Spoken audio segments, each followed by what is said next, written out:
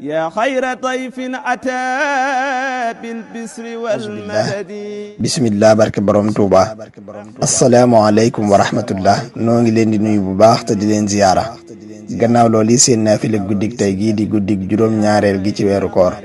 Sëriñ Souhaïbou Mbacké nee na ku ci julli juróom benni rakan bu ci ne nga jàng fatiha benn yoon, jàng xul yaa ayyuhal kaafiruuna ba saaru jeex juróom-ñaari yoon, jàng xul huwallaahu ahad ba saaru jeex juróom-ñaari yoon.